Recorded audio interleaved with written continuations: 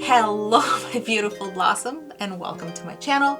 My name is Mila, and here we talk about makeup, art, entrepreneurship, and all things creative. And I am super excited to give you my first voiceover and first impressions of Makeup Geek.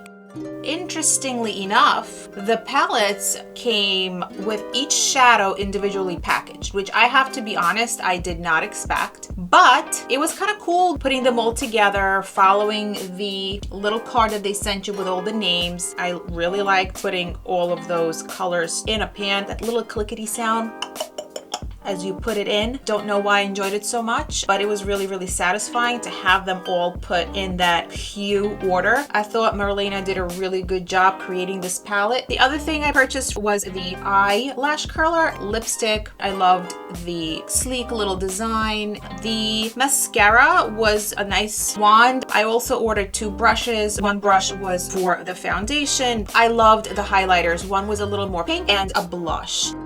So the next thing I thought was like, let's see how well these colors apply. And to be honest with you, they were pretty good. I enjoyed the texture. They were soft. They were a little crumbly in the pan, but that didn't really bother me.